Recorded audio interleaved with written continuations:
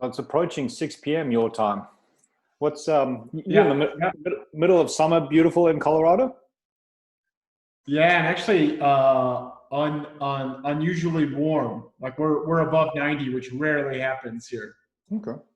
Is that is Colorado turned into like a mountain biking capital in the summer? Oh yeah, like up in Vale and actually everywhere. Yeah, It's awesome. It's something I'd never done, and then I picked up when I moved out here. so how long have you been living And since 2016, since right after the games in Rio. there? Okay. All right, cool.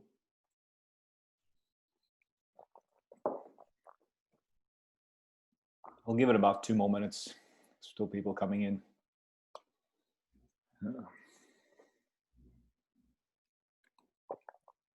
You got a beverage of choice available?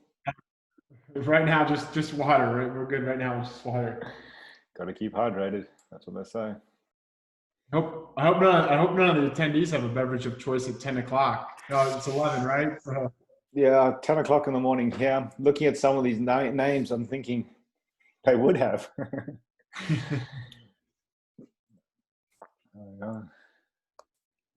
We've got a nice mix here of swimming coaches, strength and conditioning.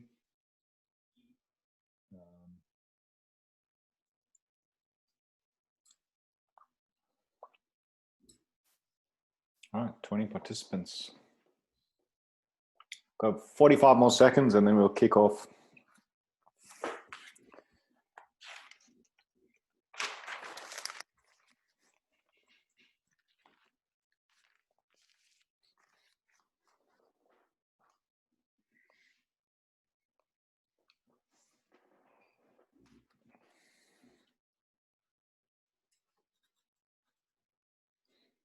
You got family, Keenan? Are you a dad or a... yeah, I'm dad of two. I've got a 6-year-old daughter and a 3-year-old son. Okay. So how old are you? I'll be 40 in August. It's the best decade. I'm 42 and it's been my best decade so far. That's good. That's good news. And I was hoping to start my decade after my fourth, fifth, whatever, however many, fourth or fifth games, and turn on to a new get on. And I guess I'm just going to have to ring in the best decade with the games. Yeah, I reckon. Yeah, it's definitely thrown us all into a bit of chaos, hasn't it? Yeah, well, all right, here's where I'm sitting. Maybe we'll wait till everybody's on, but here's where I'm sitting now, right? If you've been in the game, whether you're a strength coach or a swim coach, long enough, you've done this before, right? Like, I, I don't know. The first couple of weeks, it was figuring everything out, like who could get gym equipment, who could get gym access, who could get water equipment. Now we're kind of into a routine. It looks a little bit different, but you go off your number one, you go off your coach's like your experience, right? Like, all right, I was dealt a funny hand. I'm gonna play it, but I'm gonna get through it, and eventually I'm gonna get 2 queens, or a full house. And now we're kind of into that routine, and because at the end of the game, like the end of the day, right? Very shortly, meaning the next 2.5, 3 months, we're gonna know really, really for sure, are we gonna get a vaccine, and so are the games still on, right? Yep. So you just keep moving through that. Like you can't control that. So I'm not like, we can't swim. It's like, do we not know physiology? Like there's other things you can do to improve the cardiopulmonary system. And like, I don't have access to my state-of-the-art weight room, but you still have the human body, right? So we just kind of teach you those things, and eventually we'll get back to a good. And most swimmers I work directly with, they've gotten re-entry into pool space. Maybe only singles, not doubles, but at least some pool space. And they've all gotten back to the gym, and we're fine. We'll be okay. Yep. And I think the other mindset to remember is everyone's in the same boat. Like, we're all in this. So it's not like there's one person who's being hamstrung. And, if you have that mindset as we're all working on this. But alrighty, let's kick this off. So guys, welcome to our chat with Keenan Robinson. I'm pretty pumped about this. If I can just remind everyone, put your mics on mute and looking through the list. I think everyone does have their mics on mute. We do have the chat option. So if you're new to this, feel free to flick through a question either to everyone. So if you use the Zoom option and you go chat to everyone, I will mention your name and I'll ask that question to Keenan on behalf of you. But if you message me privately, I'll still ask the question to Keenan, but I won't mention your name. So if you're a little bit shy or embarrassed, hopefully you're not, but if you are, feel free to use a private message directly to me and I'll ask that question on your behalf. We've actually had some great swimming chats. We had Mark Taylor, who not only worked with British Swimming, but he's currently Ash Barty, the world #1 tennis player's strength and conditioning coach. We had Brant Best, who's prepared Olympians. Who else we had? We've had Harry Westbrook, who works with one of the best clubs in, Nudgee College in Queensland here. I think that's it. Is he Stephen Vidmar? Didn't you guys yes. Sorry. Yes, that's Stefan, one of my mentors, Stefan Vidmar. He's been on here and he's got some great information. So if you go through our previous chats, you can definitely find that. Keenan, just a quick shout out to you. Are you on social media? Can anyone follow you anywhere else or get hold of your information anywhere? Yeah, I'm on, I guess the big four, right? So I'm on Instagram. So what's your Instagram handle? My Instagram and Twitter handle are the same. It's KKR. RSH. So it's KKR Irish with that it's missing an I. KKR ISH. IRSH. IRSH. Okay, KKR IRSH. All right, gotcha.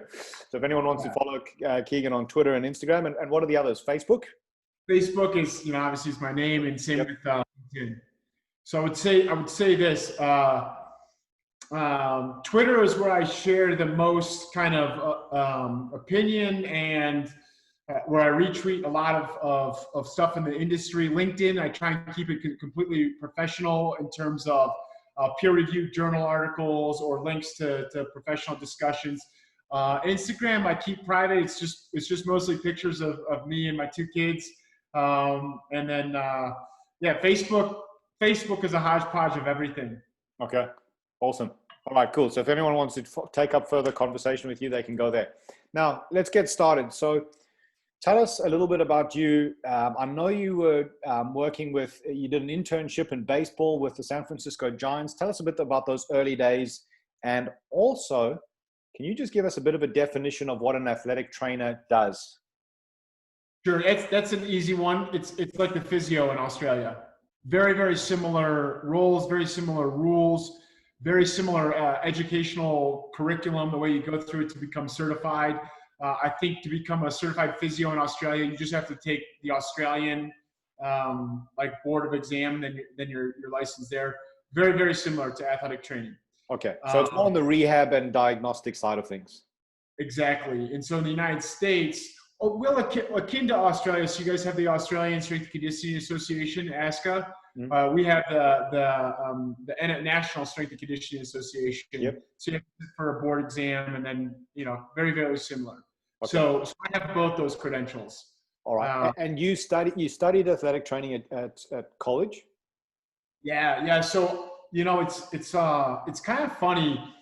Two things that when I started university and then my postgraduate university education is to where I'm at now is I wanted to go into the diagnostics and rehabilitation field and kind of stay there. And I never swam growing up. I mean, obviously I did cannonballs in the backyard, but never competitive, anything like that. And I didn't really follow the sport. So I never really envisioned working with the sport of swimming. And I did really, really like the sport of baseball. And I always had an interest in, lifting weights and stuff like that, but like Arnold Schwarzenegger, like bodybuilding and things like that, not from a performance standpoint. But so I was working on my master's degree and writing my master's thesis, and really felt like baseball coincided really well with my master's thesis, which was on scapular evaluation. So I tried to kind of merge both those things and thought baseball would be the best route. And then you graduate and you're looking for a job, and the University of Michigan was hiring. It's the greatest institution in all of America, undebatable. The leaders invest. And so I felt might as well start with the leaders invest if I'm going to start anywhere. little did I know that entering the swimming world, walking into Keenan Natatorium, which is our aquatic center on Michigan's campus, I was truly walking into not only American swimming history and iconic, the cathedral of swimming, but really on a global standpoint. So I don't mean to bring up rough subjects, but for instance, day one, 2004, 3 of the 4 men's 4x2 relay that, if I remember correctly, kind of out-touched the Aussies and broke the record of the Aussies holding that 4x2 championship relay. And 3 of those members were training in Ann Arbor at that time. And I didn't know them from any sort of athlete. So that's kind of my history into swimming. There I am standing on deck with Bob Bowman and John Urbanchek, 2 of the greatest coaches this sport has ever seen. And I was a clean slate, or probably more appropriately or more contemporary, I was a clean whiteboard. And so I got to learn the sport of swimming from some of the very best coaches and some of the very best athletes. And I feel like that really helps you out, because then I didn't go in with any preconceived notions of this is how you should train them and my way is the best way. I learned from them and applied and adapted. Wow. Okay. So that's an unbelievable introduction coming into a sport like from swimming, because many of us in strength and conditioning, we've come from another sport and we are very land-based in how we approach it. So you didn't feel like you had any baggage coming in from baseball or any preconceptions there? No, and each day or each year that passes, it gets reaffirmed that what we're trying to do is we're trying to generally prepare an athlete to be successful in the sport. The swim coach and the athlete will take care of the extremely difficult part, which is becoming a better swimmer and improving time. If we make them more robust, more durable, to train harder and to train longer, whatever that means. I'm just generalizing it, right? Whether it's be, 1025s or 10400s, they need to do that to be successful. Then you're going to set them up for success. And one of the things in the United States, and maybe it's said there in Australia, is swimmers aren't great athletes because they don't run and look like Usain Bolt or other track athletes. It doesn't mean they're not an athlete. Like, it wouldn't be contested at the Olympic Games if it wasn't athleticism, right? Mm-hmm. So you just want to express their most highest quality athleticism, and you just want to bring up their weaknesses to become hopefully strengths, but at least become acceptable physical literacy. Okay, so let's just dive into some of those definitions there. So in your mind, can you give us a definition of athleticism, and then maybe just expand on physical literacy in your perception, your interpretation? Yeah, I actually think they're kind of synonymous, right? So athletics is participating in some sort of sport, right? And athleticism is expression of that participation in sport. And physical literacy is I would define as the general requirements to participate in any broad stream of sports. So when we try and go through our physical literacy checklist, can they jump? Can they run? Can they tumble? Can they hang? All the different biomotor qualities. Can they do that? And then let's just go there. So jump, run, hop, skip, tumble. What are some others? Hang. Like just a dead hang? Just hanging, right? Gymnastics. So you go from hanging to gymnastics. And so I guess we'll just kind of break it down and we'll call it traveling, right? And so in the domains of traveling is walking, is running, is skipping, is hopping, is gliding, is galloping, all those different ways of going from basically point A to point B. And they're important to at least teach the basic level of it. Mm-hmm. And then after that, well, can they triple jump? Can they skip over a hurdle? Yep. Or can they hop over it? That's going to fall into your kind of KPIs. Is it necessary for the sport? And below that, is it necessary for that athlete? And I think, like, as you start to work on long-term athletic development, all of them are necessary for that sport, right? Mm-hmm. Because at some point in time in their life, they're going to be walking down the street, going for a meal, and they're going to have to learn how to traverse over a curb. And so don't just perpetually say like, oh, I lose a swimmer every season to a rolled ankle because they don't know how to walk. Yes. Well, teach them how to walk. Become a good coach and teach them how to walk. Yep. Put that on yourself, you know. And so gymnastics, when I first started introducing kind of gymnastics curriculum to our younger swimmers at North Baltimore Aquatic Club, they kind of looked at me odd, like we're not gymnastics. And I said, what's a flip turn? What's a back to breast turn? Mm-hmm.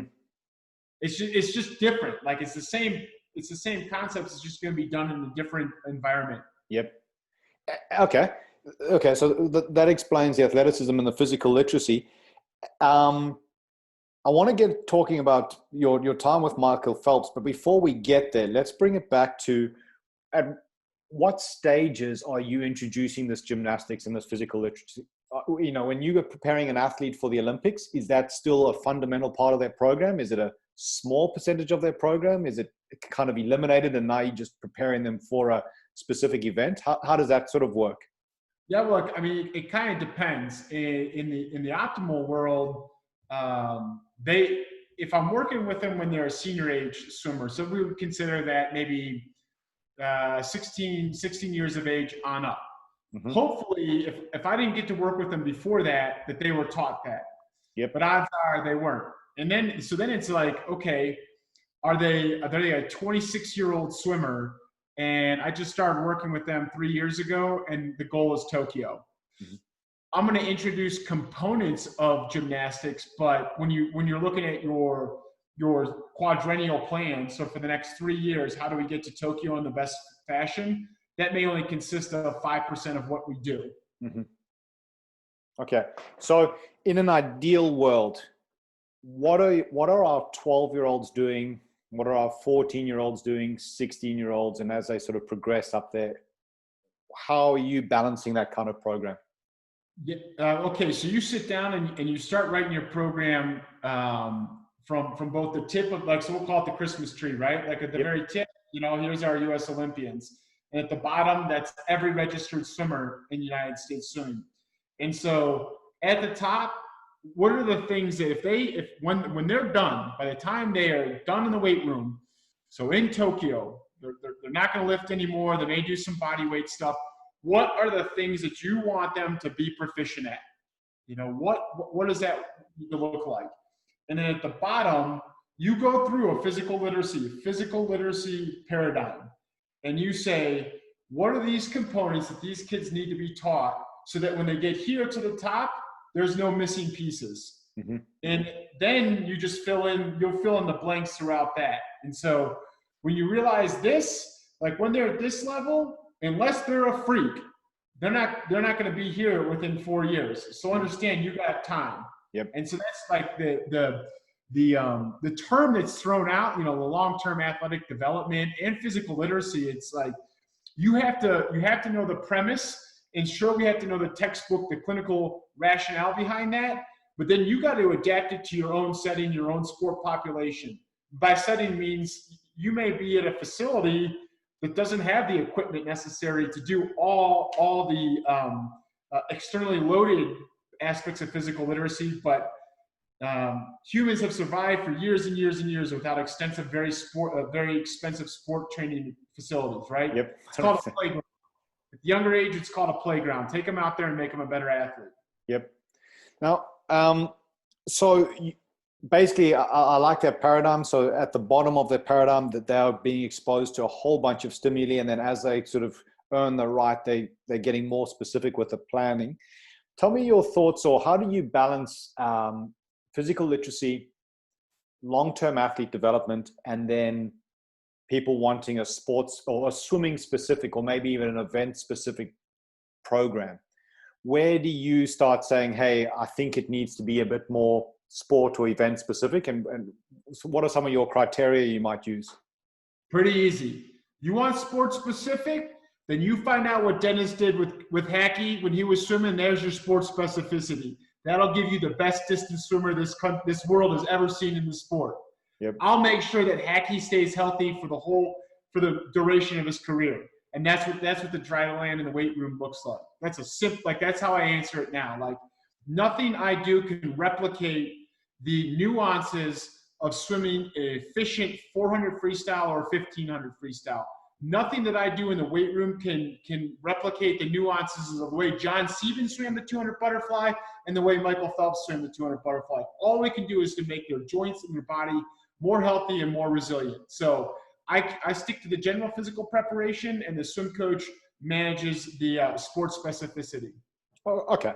And so that's really exciting to hear, because in my time in tennis, we had, coaches trying to replicate the forehand and not understanding that any tweak that you do, by adding a dumbbell or elastic band or something can actually mess up the technique of the forehand or the backhand on tennis. So and I'll tell you that I went down, and then these are from things that I've learned from my own personal experience. It's not like I walked on deck and walked in the weight room and my program was infallible. Every day I'm learning things that I need to tweak and make better. But I went through that route, right, where we put them on the physio ball or the Swiss ball with the dumbbells, and they were swimming the butterfly. You know what? We get to the end of the year, and we still don't have people that can break 158 to 200 butterflies. So that stuff didn't matter. Quick, easy learning, automated reason, right? I'm only laughing because I'm sure many of us can identify with that same sort of concept. So, all right. So we've talked about athletic development, physical literacy. What are some of your go-to exercises that might be fairly common across your programs? Yeah, so I think my weekly cycle is pretty common across, like, whether I'm training you in your event strokes or the 200, the 100, and the 50 freestyle, or the 400, 800, 1500, and the 10K, right? So I coach athletes on both ends of those spectrums. And so my weekly cycle, my weekly template is based, it's the tier system. You can get the book by Joe Ken. It's a weekly rotation of exercises based on priority. And so my selection of exercises are based on the priority of the training week of the swim coach. Meaning, when I was working with Bob Bowman and his swimmers, like, I knew every Friday there was going to be a big kick set. So I had to program when we would do the squats as far away from that so that they get the most out of the kicking as possible, right? So a form of squatting, and then it just going to depends on injury history. So if I've worked with them throughout their entire career, they can back squat, they can front squat, and they probably don't have any sort of injury histories which make me only front squat or only belt squat, what have you. So that typically is, kind of Monday or Tuesday of the first week. And then you look at, like, you got two priorities. You've got the total body, so the Olympic lifts, and then you have vertical pressing and vertical pulling. Most of the time, as they start to progress through their careers, like, I'm not so sure how much emphasis we need to put on the pressing activity. I think the revolutions and the strength that they get from the different strokes, they're going to be fine in the pressing movements. Not to say that it's completely omitted from the program, but if I'm going to do as much bang for my buck on a pressing in the upper body, maybe I'll have them throw a med ball, because that's going to have a lot more transitive properties and a lot less risk to shoulder injury as opposed to an overhead press or a snatch. And so I think they need their arms all week long, right? So we'll emphasize an upper body movement at the end of the week. And so that only leaves me a total body. So posterior chain, working up into being able to do the Olympic lifts or derivatives of the Olympic lifts. And to me, that's a highly central nervous system activity. It doesn't require a lot of intensity and volume. So I put that in the middle of the week. So then when you talk about volume and intensity, you may be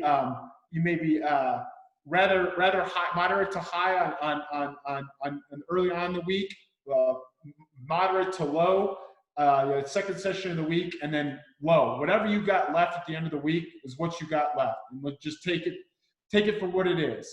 Because the cumulative fatigue from the swim training, from the weight training, whether or not they've done the perfect means to recover throughout the week, that's on them. And so you don't want to burn them out.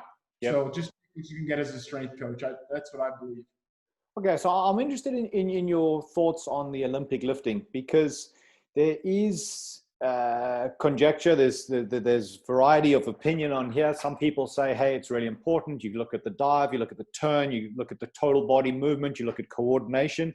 The other people say that it's It's very difficult to learn. It's got to be technically proficient. There's a whole bunch of other things. So can you just expand your thoughts on Olympic lifting and a swimming program? Yeah, well, I think you answered, in my belief system, why they're valuable to have in there, and it's coordination or motor unit recruitment, right? So if you can increase motor unit recruitment, however you do that, it's going to make them a better swimmer, right? Because it's going to translate to stroke rate. It's going to increase stroke cycles, starts, turns, every aspect of it. If their brain can fire faster to the extremities in any way, shape, or form, they're going to become a better swimmer, right? So I think that's like the primary use of it. And so I used to be anti-cleans, anti-snatches, because I felt like it put them, the risk reward was too high. Mm-hmm. And on a case-by-case basis, that still may be the case. If they've had shoulder surgery, or if we're trying to keep them from having shoulder surgery until after the games, I'm not so sure I'll put them overhead in a snatch, mm-hmm. depending on where they're at in their career. If they have a long history of low back injuries, it's probably not something that's going to be high on the priority list. But derivatives of the Olympic lifts, so explain to the audience what a derivative means for an Olympic lift. So you got your clean and your snatch. What are the derivatives? Yeah, so a clean and a snatch is an Olympic event. Just like coaches may say, oh, we put them in the pool. We do pool activities and swim around. They're not doing backstroke and breaststroke if they're if they're an American footballer and they're just trying to use pool for regenerative. So the clean and the snatch and the jerk are Olympic lifts. Like they are contested at the Olympic Games, and so they're done from the floor. And so a derivative may be where you put them up on blocks and you just have them clean from the blocks, mm-hmm. or you may not make them start from the floor and they're just snatching from mid thigh. Mm-hmm. So a partial movement of the full Olympic lift. Yes, exactly. Perfect. Now, Keenan, we've got a question in here from one of the listeners, and please, anyone who's tuning in live, remember, just fire through a question if you got something. Question for Keenan: in an ideal world, how often will a sprint swimmer lift? Depends. Okay. Give us some context. So let's go. The person who's asking, I know, works in the high school setting. So let's think of a high school, potentially elite, but not quite elite swimmer now, but maybe tracking well to go to not this Olympics, but the following one. So sort of maybe a 5 or 6 year cycle. Yeah. So that's an excellent point, right? So in my opinion, and not knowing programs, athletes, things like that, that's why I said it depends, right? So, and sprint is kind of like, again, it depends. Like, are they solely exclusively focusing on the 50? And that if that's all they can do, then their lifting program is going to look a little bit more like more lifting, like 50-50 of 50% of lifting and 50% of swimming. But I'm a big believer in building the most robust swimmer and most robust athlete possible. So when they're in that aerobic phase where they're working on their 200 so that their 100 and their 50 is faster, then the weight program is going to look a certain way. Mm-hmm. And then when they move into their 100 phase, again, it's going to change. There's a lot of the same, the exercises remain constant, but the intensity and frequency and volume is going to look a little bit different. And then when they move on to the 50 part of their developmental season, the weight room is going to look a little bit different. And so overall, I would say if they're exclusive, like I said, if they're exclusively focusing on the 50, we'll probably lift 4 times a week. Mm-hmm. If they're a spectrum swimmer, meaning 50, 100, 200, we'll lift 3 times a week. And if they're one of those just supernatural freaks where they can swim a very good competitive international 200 and then very highly competitive 150, we may only lift 2 times a week because they've got the hard thing figured out, which is just phenomenal swimming ability. And the only thing that longer time the weight room can do is compromise their training in the water. If that makes sense. Yep. No, that makes total sense. Just tying in a few things that we've talked about there. So you got your Olympic lifting and physical literacy. When you're at the bottom of that pyramid, bottom of that Christmas tree, are you looking at introducing the derivatives and the, whether it's broomstick or dumbbells or whatever, as early as possible for the Olympic lifting, so you can load them up later? No, so I want to teach them how to jump and land first. Just jump and land, and jump and land from objects, jump and land from the ground, jump and land from 2 legs, jump and land from 1 leg to the other. That's what I'm going to spend a whole heck of a lot of time doing. Because remember, we're not only developing the proficiency in jumping, period, and then developing their efficiency in landing, period. 2 separate things that eventually will merge together. But then we want to start to teach them how to, throw and catch, because we want to get them comfortable throwing stuff overhead, throwing stuff to the side of their head, and that's what. So we're going to teach them how to throw with 1 hand, throw with 2 hands, throw for distance, throw for height, throw for speed, all these different derivatives. And then we want to teach them how to catch, right? Like lots of times when people get hurt, they break their wrist because they don't know how to catch, or they jam up their elbow or injure up their shoulder. So I want to teach them how to just generally catch.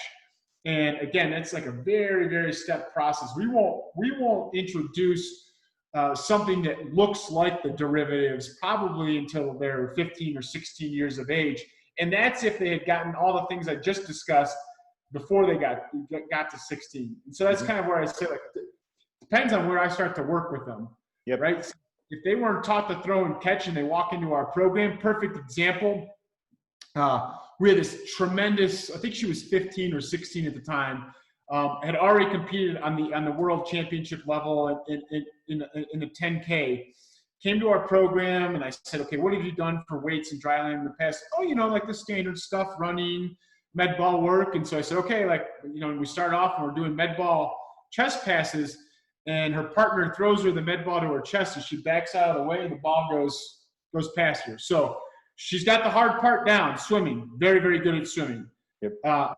She's got no physical literacy or very little physical literacy. So her dryland program, although she's training with the senior group, looks like our rudimentary elementary dryland group, if that makes sense. Yep. Okay. And then, so you put all these things together, and then I'm guessing that it's actually quite easy if they've got that basic foundation of jumping, landing, pushing, pulling, catching, then introducing the Olympic lifts is actually just becomes quite fluid in terms of teaching. Yeah. And then you just kind of go back to your teaching protocol, like your teaching curriculum. How do you teach the cleans, or how do you teach the snatch, right? And the hardest part is where they think they were taught, but they weren't taught. Like they're catching it like this, or their legs are, we call them starfishes, where they're catching it with their legs out wide, right? Yep. That's where it's hard, because just like if you're a swim coach and someone comes to a program and they got a weed whacker stroke, it's tough to unmyelinate something that's been ingrained like that. Same thing in the weight room, right? And when you try and break them down to teach them to become more efficient at that movement, then they start to get, psychological. I used to clean, 100 kilos. I was like, no, you were able to get 100 kilos from the ground to here, but that wasn't a clean. So trying to get them bought in, like, I'm losing all this strength, I'm losing all this power. And so hopefully you've got a good personal program to help say, like, as I work on this from a technical standpoint, I'm going to make your legs stronger so that confidence goes. Or I'm going to do specific med ball work where, we're throwing for height, and they started with a 5-kilogram ball, and 2 weeks later they're throwing with a 10-kilogram ball, and they realize, like, that's going to translate to the third pull. That's where the coaching kind of art comes in. Sure. Now, Keenan, we've got another question coming in. And it is, do you believe there's a role of activating your athletes directly before a warm-up to enhance training, either event or for training? So activation, typically I'm thinking the common muscles, glute activation and, scap activation, all that kind of stuff. Where does that fit into your program? Do you buy into it or not so much?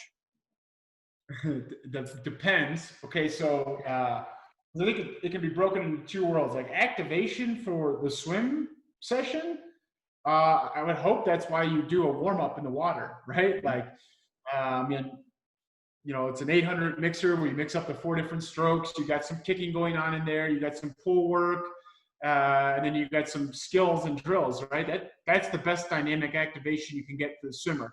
Now, let's just say that because of pool space or because of program like injury epidemiology, you realize like, hey, we've got a high risk of like low back stuff, or shoulders are kind of always an issue in the sport of swimming.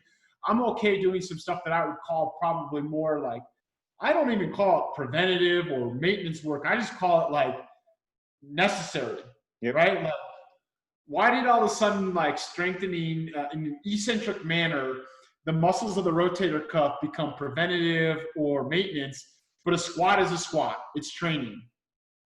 Like I just, and that's just like digging into like, that's just my own like pet peeve of like, why do we get into semantics, right? Now, from the weight room activation, again, I have a little bit of a, I'm big on like, if you're going to do something, define it and have a purpose. And so just doing like the soccer 8s dynamic warm up, because that's what we learned and it seemed pretty good for someone that's about to go in and deadlift. Like, nah, man, I think you're missing, you're missing the forest through the trees. So back that up. If they're going to come and do their gym session right after a pool session, their ass better be warmed up, right? Mm-hmm. I mean, they just swam for an hour and a half, 2 hours. Like, what, if anything else, like you as a strength coach are trying to say like, I hope that I can get the entire weight workout in because they're not so fatigued. So they're coming from the weight room. And the same would say vice versa. I'm not a big believer in lifting before you swim, but if they lifted and now they're going to swim, you don't need to do anything on land. Like, you better have done your job and warm them up, both from the central nervous system and from the, and from like a metabolic system. So, okay, let's just say they're standalone entities. And they're coming in, they're doing their gym session midday. They haven't swam in 4 hours. Then you want to look at, okay, what is the impending tasks for the day? So are we going to be doing pull-ups? We'll go pull-ups. We're going to do hex bar deadlifts. Then we're going to do barbell split squats. Then we're going to be doing isometric push-ups. And then we're going to be doing single leg glute bridges. Okay, those are the impending activities. What do I need to do to stimulate first the central nervous system to get them ready for that impending activity? What do I need to do from a metabolic or tissue heat standpoint to get them ready to do that? What do I need to do to get to the joints into a position to succeed in that impending activity? So that's the way I look at it. And then you give them warm-up activities. And so, maybe it's a couple banded face pulls to get their scapula ready to go, get their lats warmed up before they actually do a weighted chin-up, 5 sets of 3, what have you, mm-hmm. Right? We know that they're a hypermobile population, and it doesn't differentiate. We're just so used to seeing them hypermobile at the shoulders, their elbows, because their elbows look like a U, their knees look like a U, and then their ankles are floppy. Right, so it may not be an activation of mobility, but an activation of stability. So we may incorporate some isometric calf raises just to get their ankles locked in and thought about being stable, not overly pronated, not overly supinated, so that when they do that barbell front-loaded split squat, they're ready to go and they have that stability and reduces the risk of rolling their ankles. So I don't know if that makes sense, but that's kind of just the way I look at it. Yeah, no, I like that mindset as well. I'm not a big one on prehab and all these other terms. I kind of feel like it's just fits on a continuum, and you just do what you need to do. A sideways jumping jack is a freaking sideways jumping jack. Like what? Like you want to get them? Like what's the intention and the purpose? Oh, it's to stimulate their brain. Okay, well, like. What are we doing that's going to mimic that activity? Mm-hmm. Nothing. So like, throw it out, or like, you know, high knee, like knee to chest, up on your ankle walk. Maybe you're working on some tissue extensibility, but get them into a more specific position. And that's just the way I look at it. Like in terms of, I'm not saying that way is wrong, but maybe I've spurred the thought of what can I do to make it more effective? That I'm not just doing it because I'm following the trends of strength and conditioning. No, that all makes sense to us. Now, on a similar sort of note, and you'd mentioned something about training, you know, your athletic development stuff before you get into the pool or after you get into the pool. I'm not going to ask you which one you prefer. I'm going to ask you, what would be some of the criteria where you'd say, hey, coach, let's do this.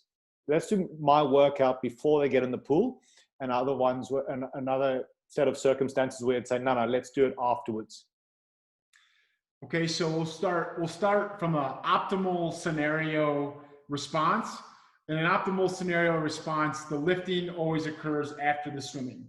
Mm-hmm. So if you're going to have a double session, my preference would be let's lift them after the second session. Or if we're going to lift them, we're going to lift them in the morning after the first session. Make sure that we have 3 hours bare minimum in between that next pool session to lift them. And then again, in my optimal world, you know, most swim, you know, you go double, single, double, single, double, single swim practice. That makes your kind of puzzle pieces, your Tetris, work out. We just lift in the afternoon, or we lift in the morning on those days that are singles. We just lift right after that morning practice. We get it done, and then they have the whole afternoon to recover, regenerate, to make that first practice in the AM session more effective.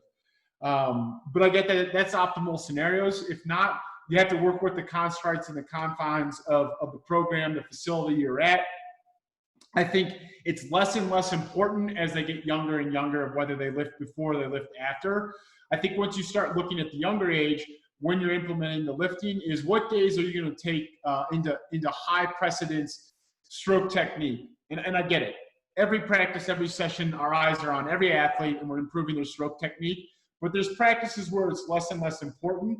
And I would say, like, if that's the case, the practices which are less important are the days that you could lift beforehand, right? Because we're talking about multiple brains, and they can only take so much in the day. And so if you're really going to try and work on, you know, your breaststroke technique, if I crash them in the weight room beforehand, the technique is not going to resonate, not going to stick with the athletes. Okay. Do you take into account time of the year, you know, a long way from the Olympics, sort of coming back into the sport, anything like that? Again, we'll talk about kind of optimal scenarios. So let's just say this summer had gone as planned, right? And we all go to World Championships. It doesn't really matter. Like the 3 weeks after World Champs, it doesn't matter when they really lift, because everything is so GPP. So anatomical adaptation, whatever term you want to use, that you can just do all of it because you're just trying to get them back into the groove. But as we progress through that, here's the thing that I've learned is, you know, as we start to go into some sort of peaking or tapering, we give them the mornings off so that they can sleep in. Okay, why do we do that? Neurological resuscitation, metabolic resuscitation, and just everything else benefits from sleep.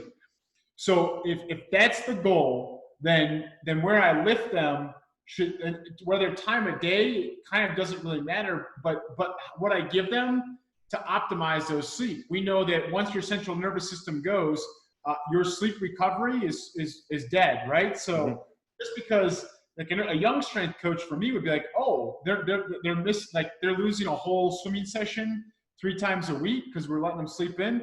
Oh, I can knock them out of the park, because now these men, like, they're actually men. Like, they actually are generating testosterone when they're sleeping. So I'm going to do some hypertrophy work. Well, it defeats the whole purpose of what we're all trying to work together in terms of tapering and peaking.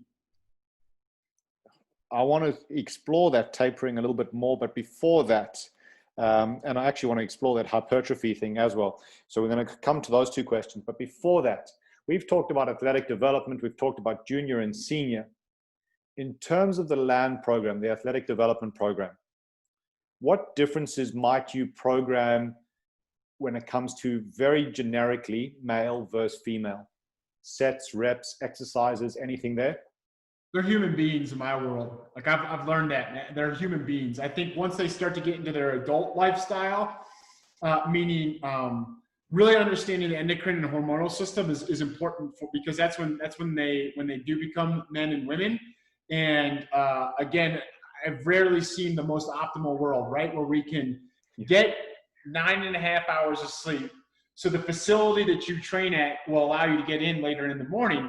It's very rare does that work because, starting at 8:30, 9 o'clock is when they have lap swims, which they make the money on the people that swim for laps. But learn to swim, so there's swim lesson programs. So it's kind of fighting that battle. But at the junior age, so I would say even through university, they're just human beings, And so changing up sets and rep schemes, I think really, just flat out, I think you do a disservice, and it's a nonverbal sexist comment where you may say they're the women's program, so we can't do these things because they're not strong enough. If you just said that, you just totally you ruined your program because it's your job to make them strong. So if they're not strong, you're not doing your job, and you're giving them a disservice. And on the male side, you're like, oh, they need more rest because they're bigger and stronger. I've trained males that they don't work hard in the weight room. They come in 3 sets of 10. You look 3 weeks later, they're using the same weight. So just making generalized statements like that is, I went through that and I don't do that anymore. But when they've, a little bit when they're in the university setting because you have the academic pressures, and so that's modifying the hormonal endocrine system. You've got class schedules and practice schedules, so they might have a class that starts at 7 p.m., doesn't finish to 9:30 p.m. So it's not the athlete's fault they're not getting the sleep.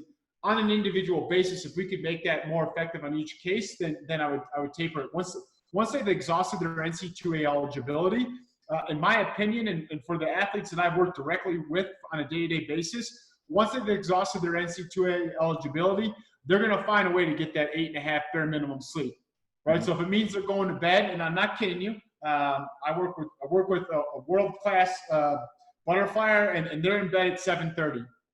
They're just because they know they got to get up at 6. Yep. And so we don't have to modify the weight program because of gender.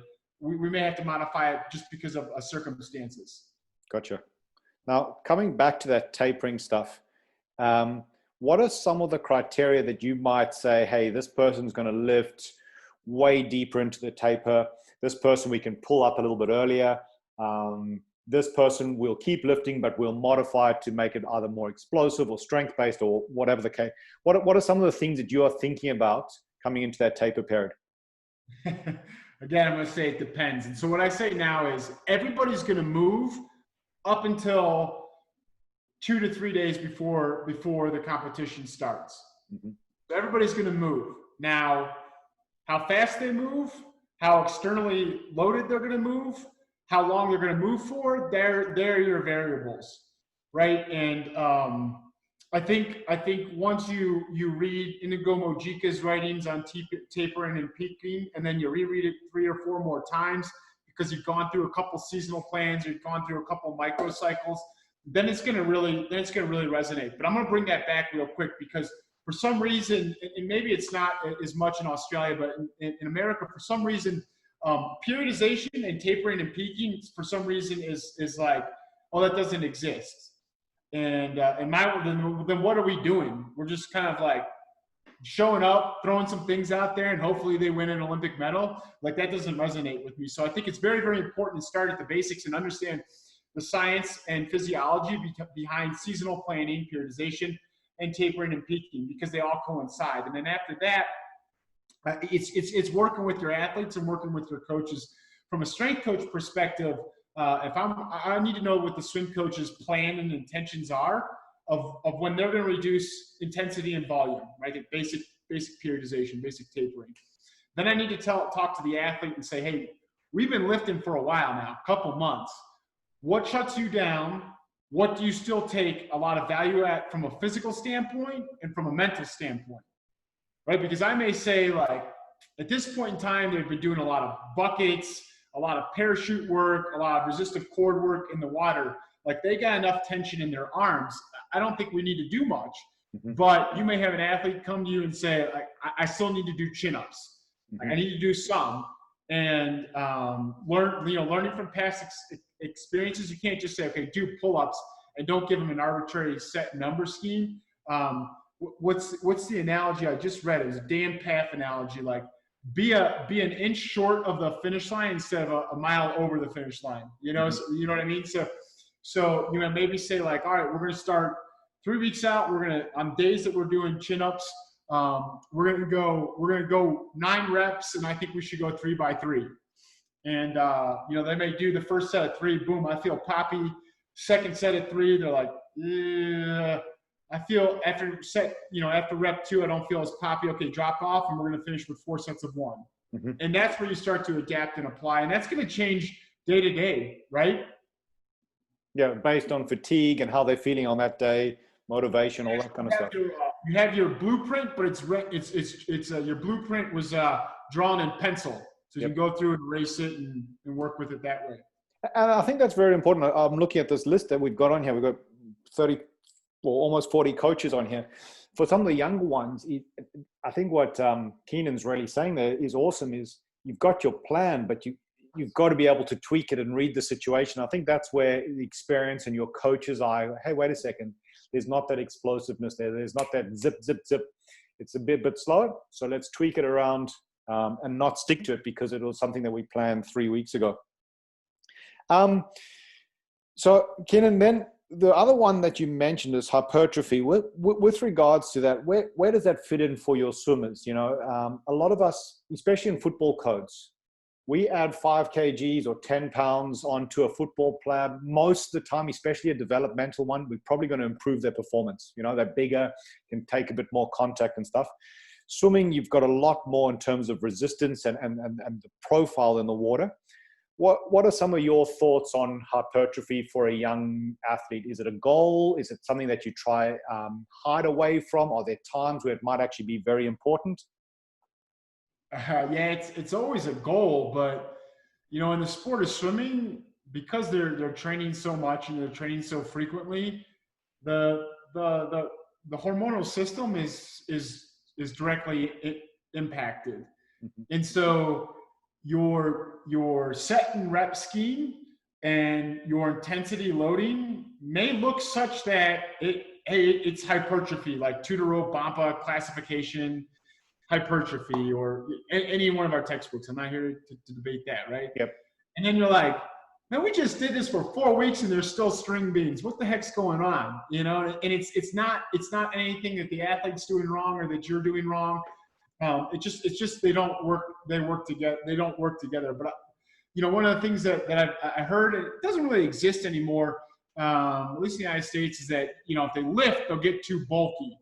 And my response to that is, are you not paying attention? Like, are you not going to practice every day to watch them? Like, you'll know when they're getting too bulky, and then like it will never get to that point if you're doing a good job and paying attention to your athlete and your coach. I will say this COVID-19 has awoken a lot of swimmers' eyes that I work with, right? Like, so the men, and these are grown men, they're all 18 and over, right? So they're well into puberty, they're well into growth hormone production, testosterone production, all these things. Well, they're only swimming maybe, like some guys during COVID were maybe only swimming 3 times a week for an hour.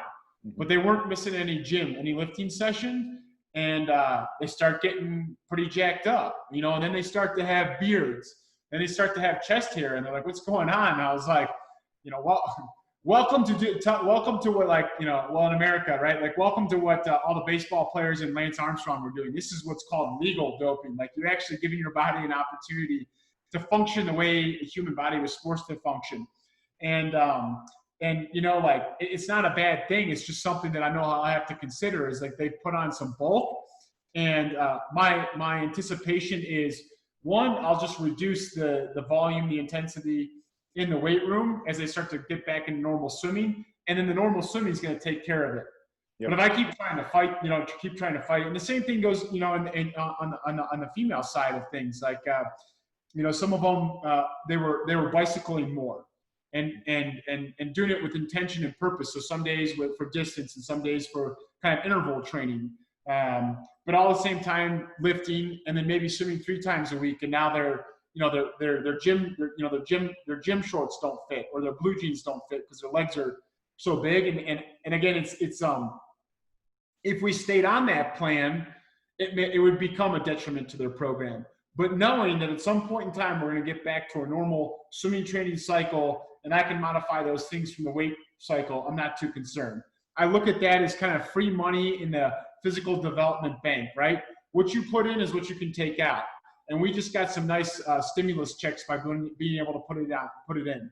Okay. And would there be times if you're looking at that young athlete coming through, they're a bit string beanish, would you ever have a chat with a head coach and say, hey, mate, can we back off a few swimming sessions so I can put on some muscle?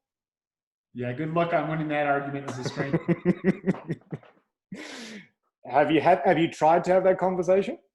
I think the way we've got around that is, and not got around like the way we collaborated. And I had the wonderful opportunity to work with, a fantastic club coach. No one knows him because he doesn't talk, but Eric Posgay, and he ran a phenomenal 18 and under program at North Baltimore Aquatic Club.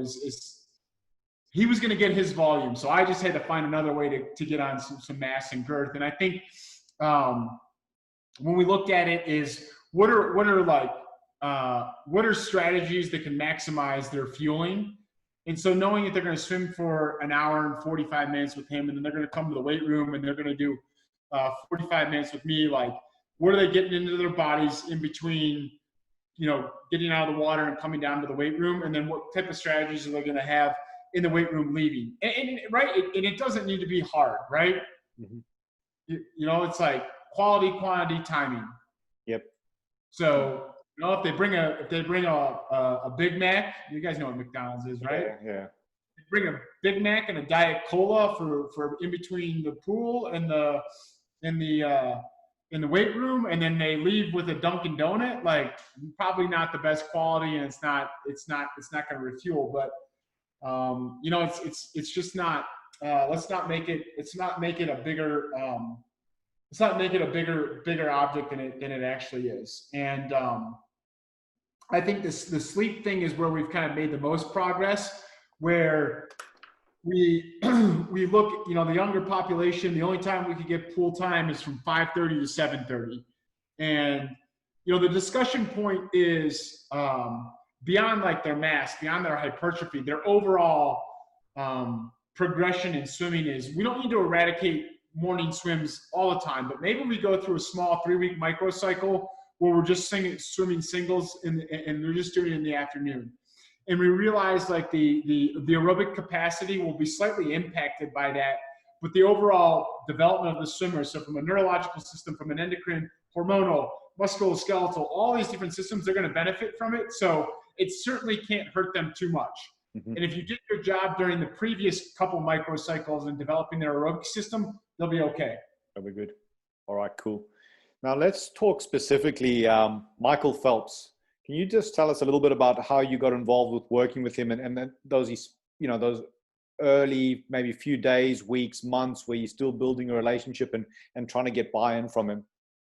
Yeah, how did I start working with him? Pure blessing. Pure blessing. Okay. His first day, first year at the University of Michigan, along with his head coach Bob Bowman, was my first day. Right. So that was, God made that happen. There was no like plan, and he didn't pick his person. The second story is buy-in and awareness. As I said, I didn't grow up watching swimming or knew anything about it. And this is fall of 2004. And if memory serves me right, like his August in Athens was an okay swim. Yeah. So my first introduction, he was on a bike and he had his back brace because he'd come out of it. And I think he had like a Disney World tour or something, and he had an injured back. And so he was kind of slowly progressing back to that. And I remember our first dual meet, he was a volunteer assistant coach for the university athletes. And I remember turning to him and I said, hey, could you like pointing at a record board, like, hey, could you swim as fast as some of these records? And he looked at me like, this guy really has no clue. And he's like, yeah, I think I could do okay. And I think, I think that resonated with him, that like, I'm not working with him because of who he is. And the relationship's still growing to this day. Like Michael and I still talk very frequently, and he just knows, like, man, I want what's best. When he was an athlete, all I wanted to do what was best for him, and regardless of what that was. And I had his best interest at the priority of anything that I did. Now it's, I want the best for him, his 3 boys, and his beautiful wife, right? Like that's the ultimate priority, right? So it's not about the fact that I can say that I worked with them. That was never in the relationship discussion. And I would say the thing that has advanced me so much in my career is understanding what it takes to be the very, very best. And I mean, Michael's the greatest athlete of all time, no matter any sport, like undebatable. You don't do that for that long, the way he did it. But his approach and him really explaining to me and understanding, like, Keenan, that's great. Like, a bench press allegedly makes you good in American football. That's why we test him at the combine. He's like, it doesn't work for me. So like, but there's other things that do. And I think that relationship where I leaned on him to teach me, teach me the general concepts of what it takes to be a good swimmer in the water. I kind of come back to dosage of leg work. He's the greatest kicker of all time, right? So he's like, if you crush my legs, or he would call it, if you whack my legs, like, I can't kick in practice, and I can't continue to get better at swimming. So, that's the relationship. I respected everything that he did, and I think he respects what I do for him. So that's how it goes. And that's how your relationship should be, irrespective of whether they're the greatest athlete of all time or not. Like, you've got to have that partnership in that relationship. 100%. I think that's actually one of the chats I have with my athletes, is in the beginning of it, especially when they're younger, I know the science, but over time they'll get to know their body, and it's a combination to be able to say, okay, what works for you, especially as we approach competition. Now, Phelps is an outlier in so many respects. I mean, to me, in my mind, if you go to the Olympics, you're an outlier. If you medal, you're an outlier. And if you hold them, the record for the most number of gold medals or whatever it is, what are some of the things that you learned from him, either specifically strength and conditioning, land and athletic development training, or maybe something a bit broader? From a broad perspective, is the disciplined pursuit of excellence, and then the mundanity of excellence. And so what I mean by that is, you have to show up every day and find ways to push yourself beyond limits that have never been pushed. And I'll take a step back. You just have to show up every day. Like, it's been well documented. YouTube any of Bob's discussions of Michael's career, right? From before I started working with him, from 2000 until 2004, I don't think he missed a single day of training. 365 days for something like 7 years. Like, showed up every day, man. So I'm sure every day wasn't great. I'm sure every day wasn't terrible. It was probably, most days were kind of in between there, but consistency. Number 2 is having a plan. To the best of my knowledge, in American swimming, Michael and Bob were the only swimmers that went from senior development to the end of their career. And no doubt in my mind, there were coaches in America, probably coaches all over the globe, that were like, after Athens, Michael, do you really want to go to the university setting? And there's Peter Vanderkay there, and Davis Tarwater is there, and then Eric Vant came, and Charlie Houchin's there, and Tyler Clary. Like, Bob can't, there's no way he can coach all of them and coach you. You should come here. And then after Beijing, do you really want to do all that hard, consistent training? And Michael's heart of heart is, he stuck to Bob's plan because he trusted in it. And in America, we have a terrible disease, I'll call it, of program jumpers, where you're looking around and what's the next, find a coach, stick to that coach's plan, because that coach is going to try and do you right. And so, Michael and Bob's relationship by that standards is something very rarely discussed in our sport, but should be discussed more. Because if there was a breach in the system, not from the seasonal plan, we had some breaches in the systems in other ways, but if there was a breach in the system, Michael would have gone to another coach, or Bob would have moved on to the next swimmer. And everybody thinks like Bob Bowman just coached Michael Phelps. His resume is impeccable. And his resume from people in the 100 all the way up to the 10K is impeccable.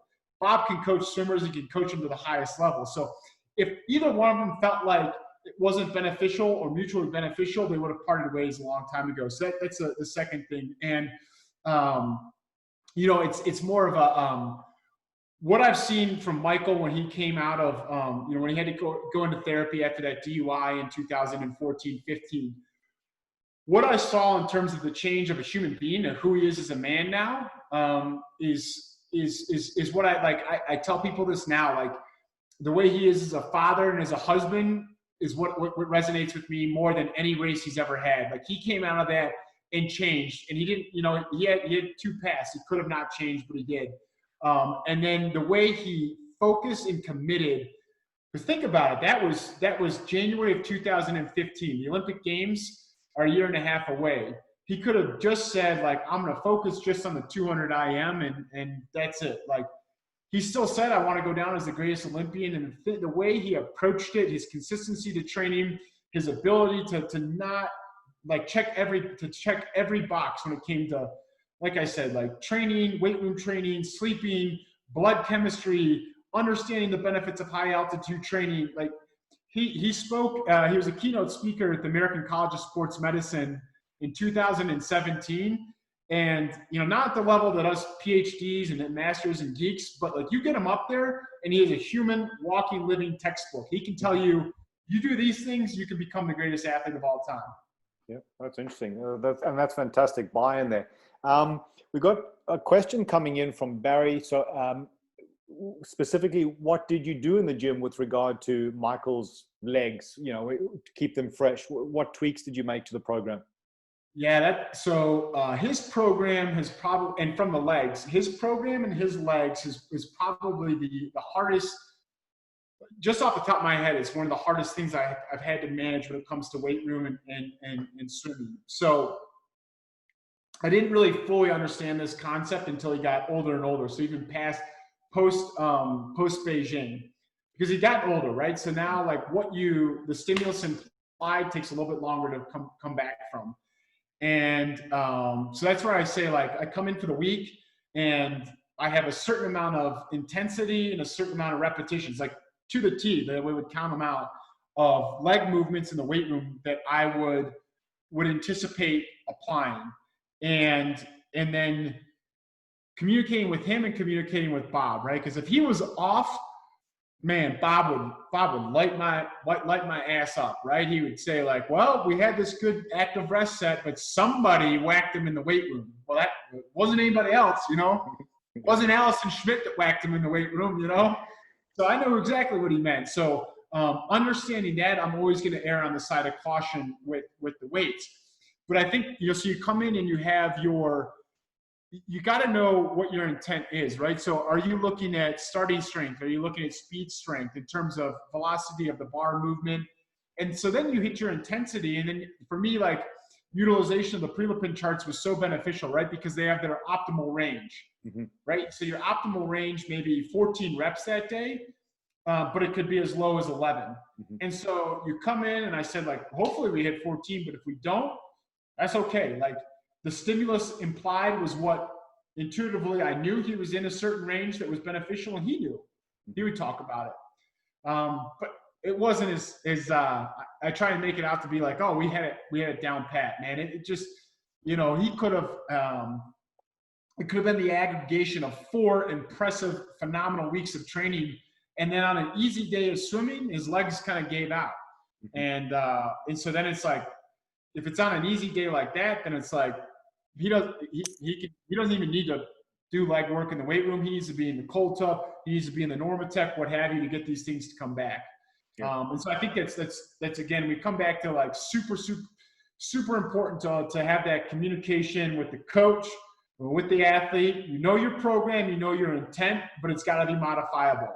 And it's not like you crumple it up, throw it out the window, right? Like you still stick to your intent. You just have those sets and reps and intensity. One of those three, all three, two of those threes can be modified to still have a beneficial program. That sounds perfect. Now we've got two questions that are fairly similar. So we're sort of switching from the athletic development program to more screening, injury prevention, range of movement. So the first question is, how do you monitor range and function? How often, formally, informally?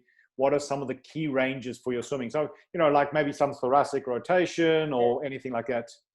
Yeah, that's been something that I've been really working on with a lot of collaborators, right? And so it's you have to have some sort of screening test, like whether or not you like the functional movement screen, the FMS, or not. Like to me, that's like you don't like the you don't like the Detroit Lions because they wear blue. Like it's an arbitrary dislike for it that unfortunately has gotten into the performance world. But okay, you don't like it. But what is your screening system that's going to tell you the things that they can, the things that they need to work on so they can do it, and anything that's an absolute can't?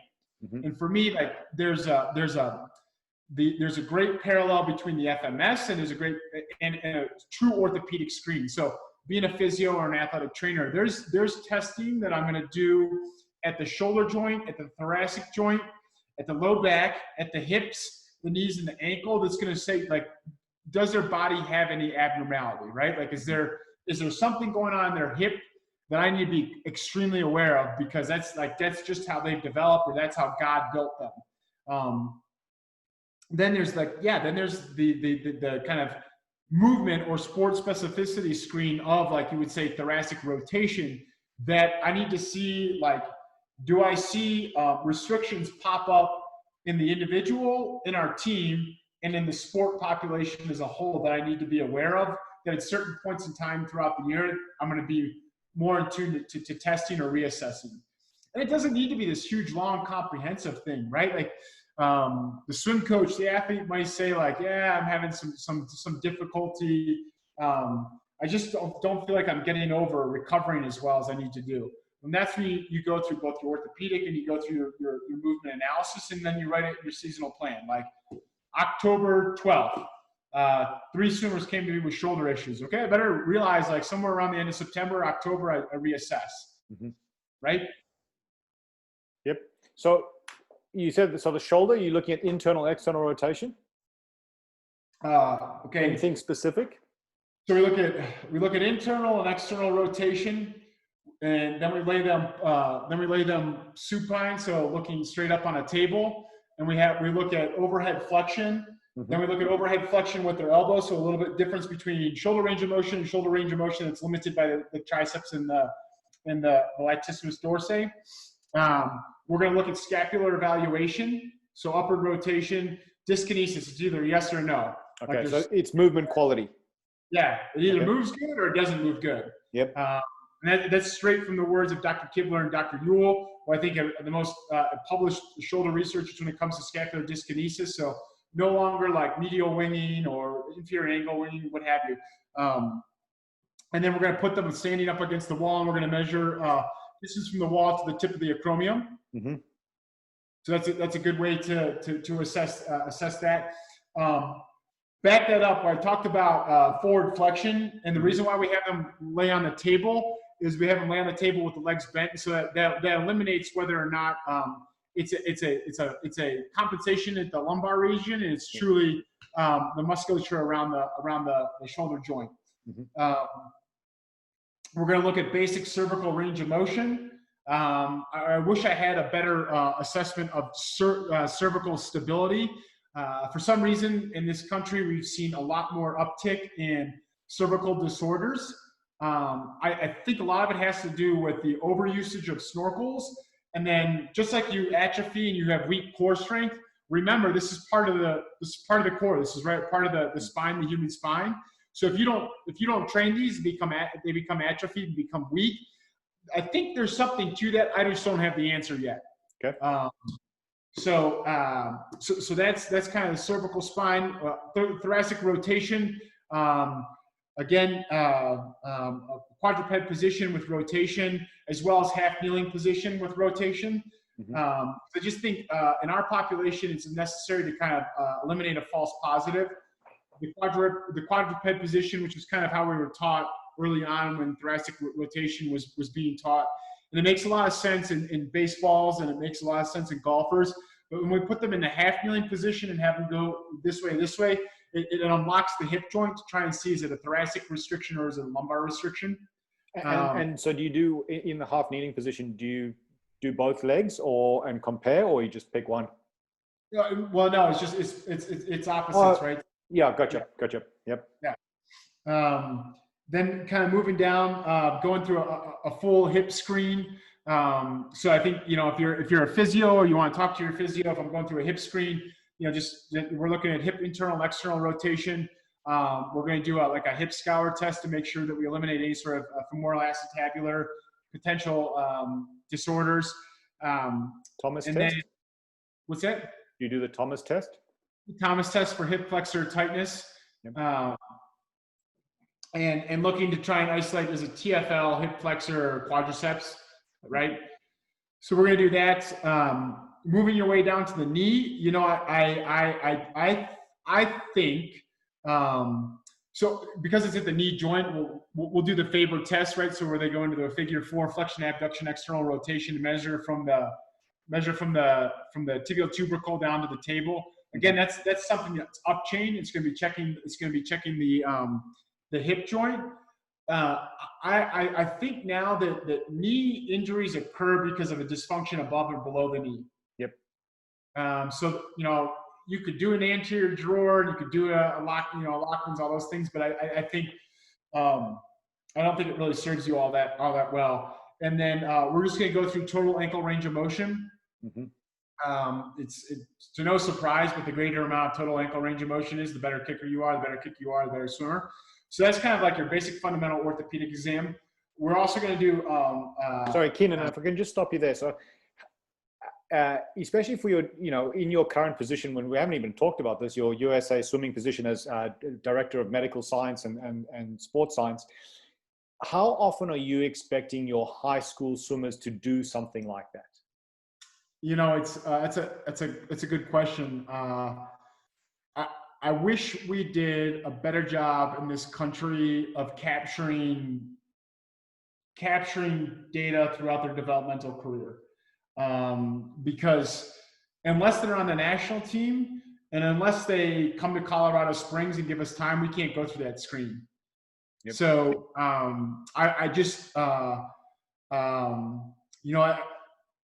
if we wanted to advance the sport, that would be one way we could do that, if we could capture that more frequently. Every 12 weeks, once a year? What are you thinking? I would say, so, typical American swimming seasons is you kind of have like the general preparatory phase from September till December, where you're doing kind of both a combination of long course and short course training. If your pool gives you space, this is optimal. Yep. You may, high school level, you may do 1 or 2 meets, maybe 3 during that time, September through December. And then you kind of go through so I would test them at the beginning of that, and then I would test them at the end of it.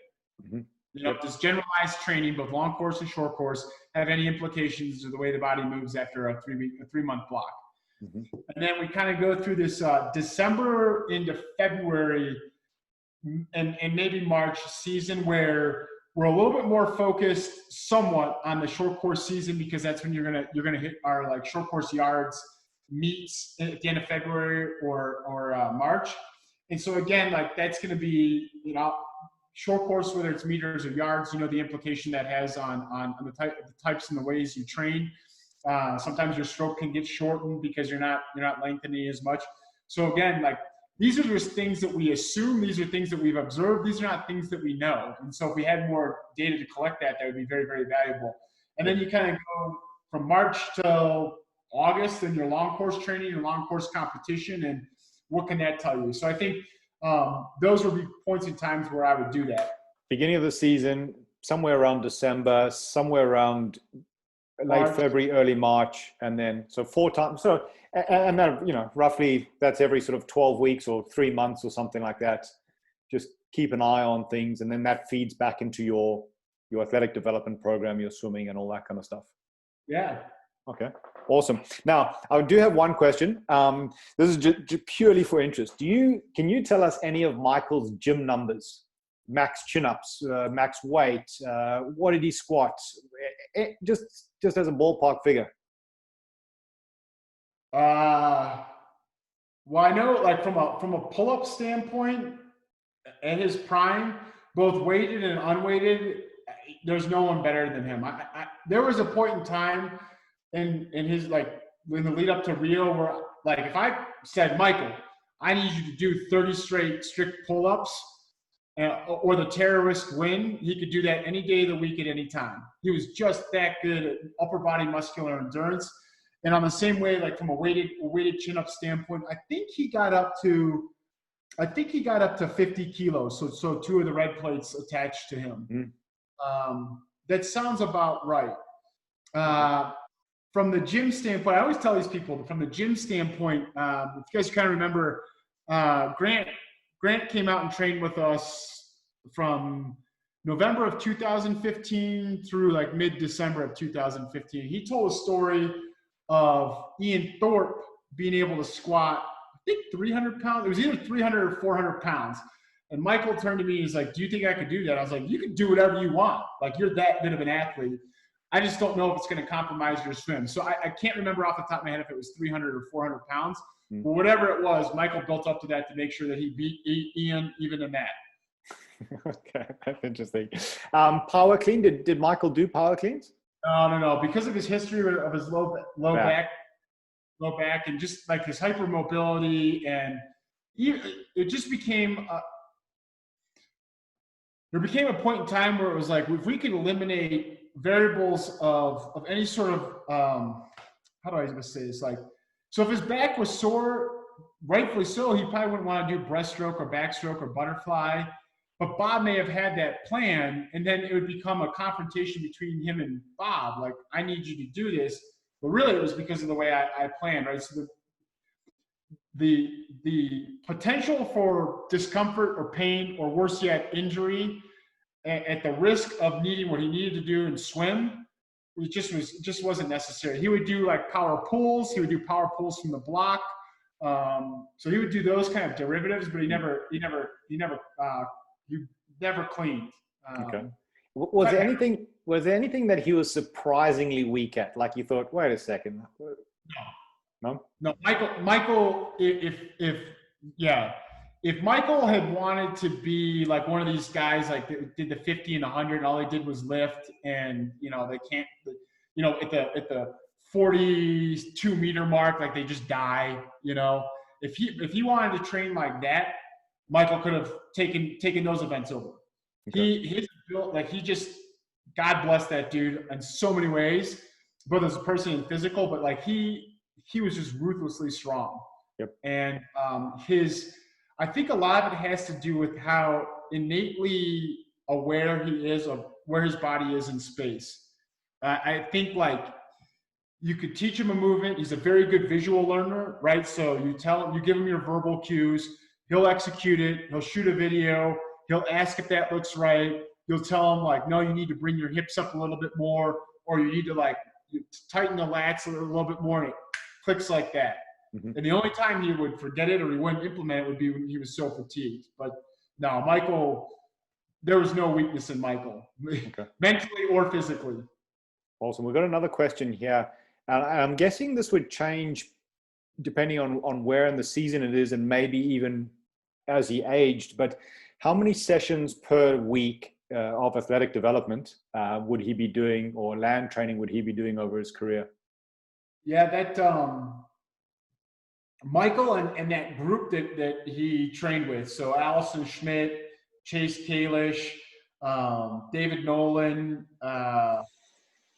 Sierra Rungi, and then Austin Surhoff and Drew Kazagaria, like they really like firmed up what I've been kind of believing for a while in terms of like American culture is like dry land train every day of the week. So we do weights and then we do med ball dry lands. And so we kind of like started implementing like, all right, what do we really need to accomplish on land to get you through a week so you can be successful at the end? And that's what I really learned about. You can get everything you need to accomplish in 3 sessions. This is for adult swimmers. Yep.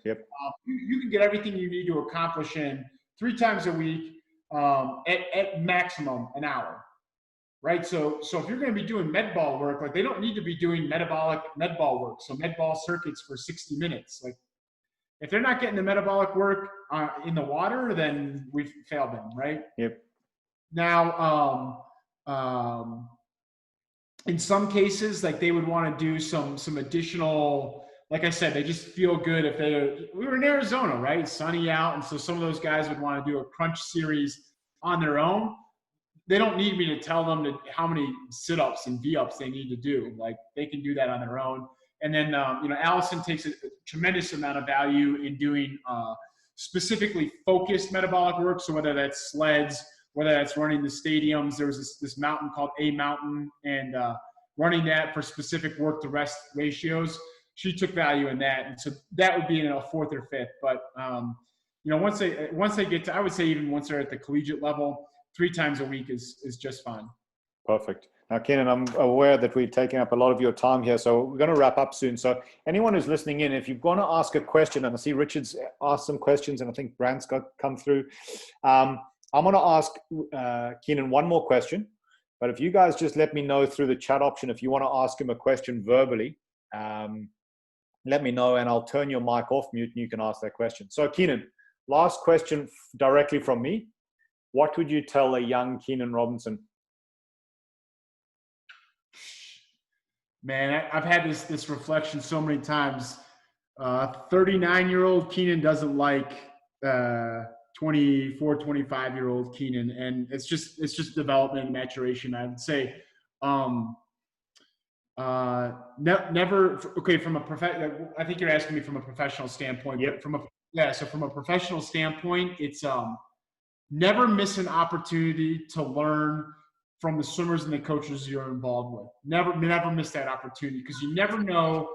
This kind of epiphany hit, I would say like 2014. And that's where I felt like as a club, from our 13-year-olds to Michael, so I think he was the oldest one training, we were so locked in because Bob, Eric Posgay, and myself were like, we were always talking in the offices and on deck, like, how do we make this program better? How do we get swimmers better? And so eventually we'd know Eric's group would get brought up to Bob's group. And so what did Bob want them to look like there? And communicating with the athletes, right? Because the worst swimmer may be the best lifter, and he may be able, or she may be able to tell you something that that they're going to take from weights that, although they're going 4th in the lane, it's going to make their career better. And I just would say perpetually learn. Try and have as many different coaches that you trust, like strength coaches. Audit your program. That's one of the things in the role that I have now. I'm programming for about 15 to 18 swimmers specifically right now. But I still get to go out and I get to visit, my colleagues, Matt Delancey at the University of Florida, who's a far superior strength coach to me when it comes to swimmers. So is Nate Brookerson at NC State, Jason Durkin at Louisville. I mean, just on and on and on. Great strength coaches that are out there doing it. John Schneider with the women's team out at the University of Stanford. When I go out there, I'm not programming for their athletes, but I'm going down there so that I can learn from the very best. I mean, so I lay my program out there and say, where am I missing? Where are the gaps? Because at the end of the day, we're all coaching American swimmers, and those guys and gals, they have foreign swimmers on their team there. But at the end of the day, like, we just want to hear our national anthem and on repeat every event, our national anthem. Sorry, you guys have a great national anthem in Australia. I just have no business hearing it at the Olympic Games. So I think fair enough. It's like those are the things that come to my head. It's just because you never know what an athlete can tell you that you're gonna benefit from. And you never know, like, what an up-and-coming coach can tell you that's going to make a difference. 100%. All right. Now we've got a question from, I'm going to unmute John Ogilvie, who is going to ask you a question directly. Keenan. Hi, Keenan. Nice to meet you. And just quickly, the term you used to describe Michael as ruthlessly strong, I am stealing that. That is fantastic. So, mate, my question is, with regards to swimming, what role, if any, do you think plyometrics play? Because I was listening to someone talk the other day, and obviously plyometrics is performed on land, whereas in the pool, there's that external resistance of the water, and it could be, so the transfer might not come over. Is that your thoughts, or do you think it does play more of a role? Yeah, it's a funny question. Go ahead, steal that term. It's probably not mine, but remember, it's not just physical strength. He is just the mentally, just unbreakable. So you gotta have ruthlessly mentally and physically strong. But so the way I say it's a funny question is this question about what would you change about younger Keenan is the emphasis, the understanding, the implementation, and the programming of plyometrics. It has taken on completely different. If you look at my programs from August 2016 and previously, and what they look like now, the utilization of plyometrics and jumps, and plyometrics, our upper body plyometrics and lower body plyometrics is just diving into the understanding of that, and the implementation has become so much more part of my programming. Again, maybe it's because I'm working with older swimmers, but it's a population. I gave a talk. I've given it twice now, and it's jumps and throws in a population that was never properly taught to jump and throw, right? So if you're going to do plyometrics both from an upper body and lower body stance, like fully embrace and implement the plyometric curriculum, right? So that's where I would say, and that's part of the whole long term when we were talking previously about like the foundation is they're going to learn to skip and gallop and hop and glide, and then eventually that's going to train. If they do that well, then when they become an Olympic athlete or Olympic caliber athlete, you can do some multi jumps. You can do some shock training, and it's going to have so much transitive properties. And here's what I think it is: like, do we know that if they become, if they go from a 52-inch box jump to a 56-inch box jump, is their start going to be better? I don't know. Like, it's their technical proficiency of an actual start. If they go from being able to do a low hurdle hop for 10 yards to actual track and field hurdle hops for 10 yards, is that going to make their underwaters better? I don't know if it's a A plus B will equal C answer. I do know it's going to be like, it's all about the central nervous system and nervous recruitment. That's going to make them better. And so, like I said earlier in the talk, if they're better at that, they're going to be better, better at everything. Does that make sense? Sorry, I've just muted John. There was some background music, background noise. Sorry, John. That's right. Yeah, that's all fantastic. Thanks so much. Keenan, we got another thing here from Richard. Are there any must-have books that you highly recommend for us, like a resource? I'm guessing that's more from the S&C kind of perspective. What are your go-to books? Swimming Fastest, which is not a strength and conditioning book. And actually, I think like the strength and conditioning stuff in there is kind of outdated, but because you got to understand the sport and the requirements of the sport. So that's a definite. Like I said, the tier system, which is like the way I program from a season, a weekly cycle. I think that's super. For me, that was a very, very impactful book. And then, right, like the super training, science, like Zeta Sorsi's book. All those Russian manuals are great. Like I imagine we've all read and studied them. Those are all great. From the youth level, Children Moving is one of my top reads, and a lot of things that I'm kind of going back and rereading lots of frequency. Sorry, what is that called? Children Moving. Children Moving, and so it's a book that's like physical education curriculum, but that's where it really understands physical literacy. And then of those books, like a lot of the science and PhD based children developmental books. So physical education and children development book. I've been digging into those a lot more frequently as I want to progress to like, how do we make the 10 to 14-year-old population, how do we hit that right just in general? We've got another question from Dave. Dave's asking you, coming from a non-swimming background, in those early days, how often did you spend time with your coaches and athletes, and how often were you on pool deck? I was on pool deck for every practice, start to finish, every session. And because you were full-time employed, weren't you? Like that was your full-time employee. And then, one of the things that, so I was 2004 to 2008. I wish technology was where it was at. So it was either before or after the morning practice. I'm getting old, I can't remember, but we would, Bob Bowman and John Urbanchek, and then in the summer times, Peter Lynn, who's one of the most unknown but phenomenal coaches in American swimming. We would go for like a 3-4 mile run, and those guys would just talk swimming. And it was like, how do we get Eric Vent to learn how to like not bring his elbows up as high out of the water in his 400 IM because he's getting disqualified? And how do we make, how do we change up PVK's training so that he's, so he's not just worn down from freestyle? And just, I wish I could have recorded that because it would have been $1 million podcast. It would have taken the sport when you think about who those two men coached and their implication in U.S. swimming history on the men's side, in the 200, the 400, the 800, the 1500,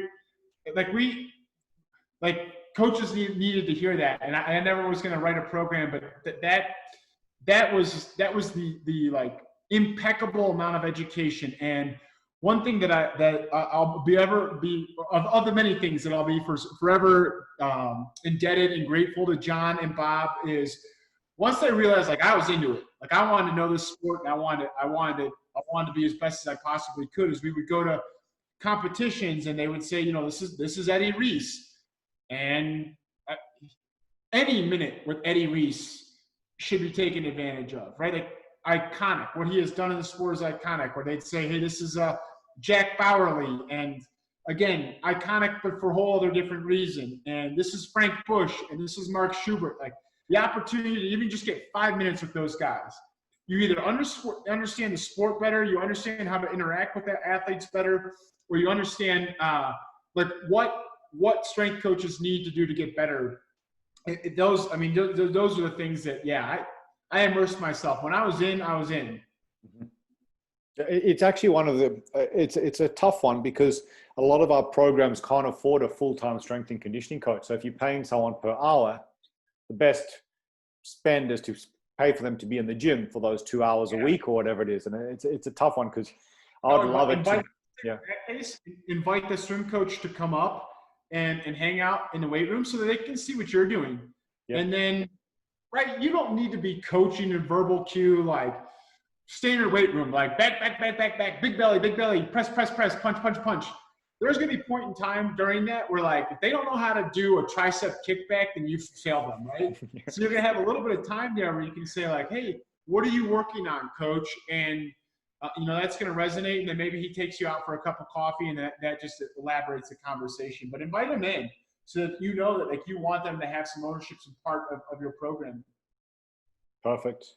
Awesome. Well, Keenan, there are no questions coming through, but there's plenty of private chat just saying extremely informative. Many thanks. Thanks for sharing your thoughts. Great job indeed. Thank you very much. So plenty of thoughts coming in. So I really appreciate your time. Appreciate your thoughts. Again, as always, I've taken a truckload of notes. So thank you very much to everyone who joined in. Thank you for everyone who participated, but especially thank you to Keenan for just sharing his knowledge, and we really appreciate it. Well, Grant, thanks for having me on. I hate to be the bearer of bad news, but you guys are Australia. You guys are our opponent. So everything I said, I don't really do. No. Hey, good on you guys all. In this time of COVID-19, I hope all of your families and you guys are all doing healthy. We're going to get back to normal pretty soon. And I look forward to tangling next summer. All right. So what's it? 2021. We'll meet again, Keenan. Have a good one. Good luck. That's right. Cheers. All right. Cheers. Bye, guys.